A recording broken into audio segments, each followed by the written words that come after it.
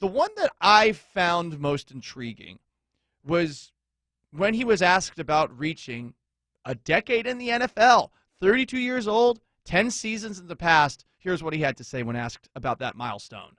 To be in year 10, it feels like year 1 for me. I've been saying that quite a bit to the performance team and stuff like that. And, the reality for me is that it feels like it's just the beginning. It feels like I'm just getting started. And I think for me, I've had a great career so far, but so far doesn't mean anything yet. You could have a very fun time playing a game that involves, I don't know, multiple drinks for every single time that Russell Wilson says the word reality. But we'll move past that.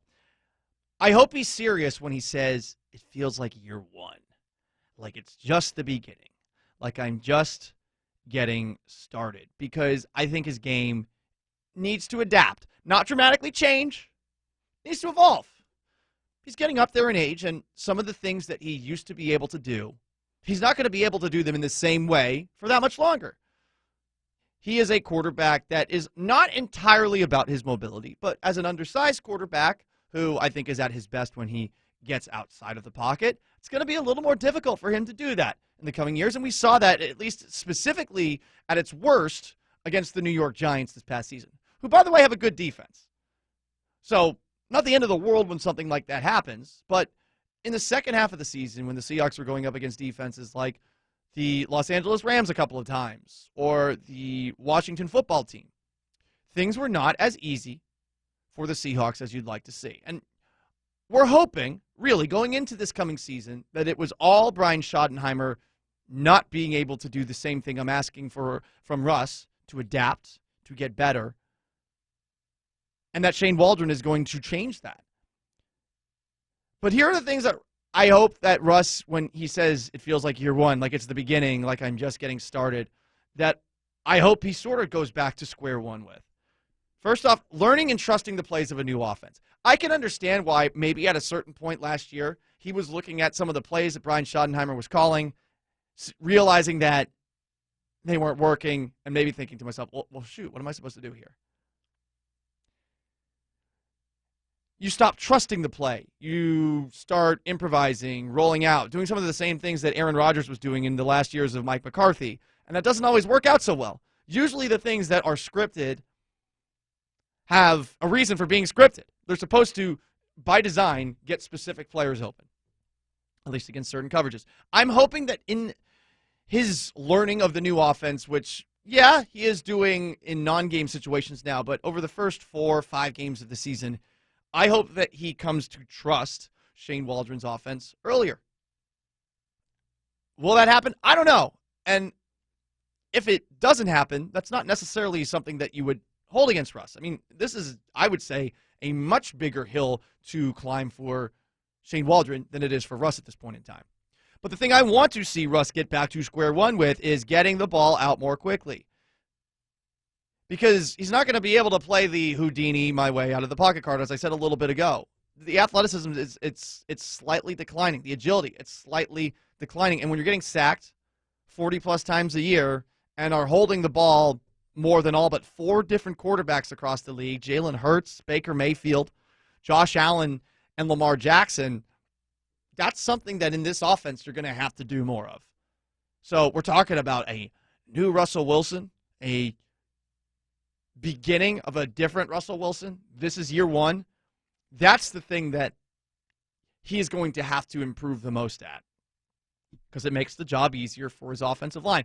Here's another one, and I'm sure the quarterback himself, Jake Heaps, can better weigh in on this when the Jake and Stacy show starts in the next hour. But if Russ has more control at the offensive line, if he has more control at the start of a play, I feel like he's got to be okay from time to time swapping into plays that would give Chris Carson the football. Because I think that the running game for this team, I know we want Russ to cook, blah, blah, blah. They did not cook very much with all of the opportunities that Russ got. They were overcooking, to be perfectly honest. It wasn't working.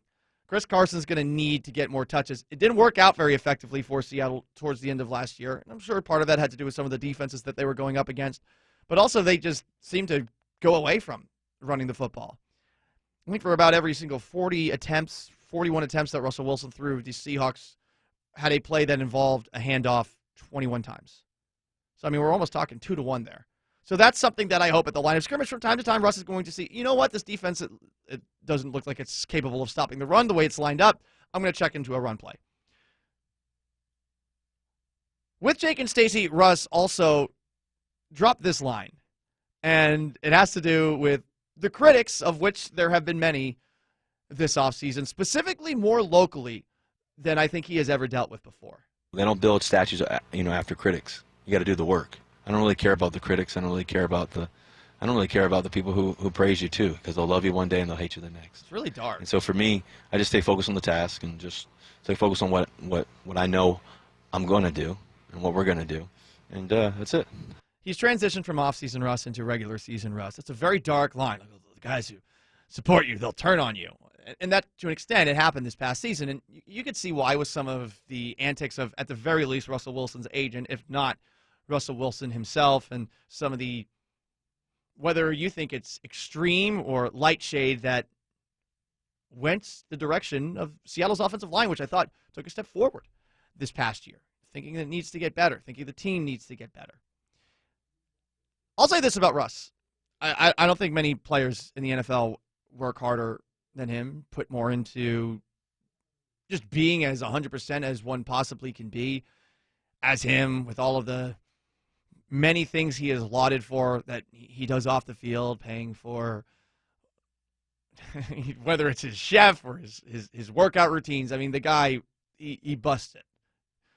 But he's going to have to maintain that elite play, because there is an element of him that I do feel like sort of stands alone.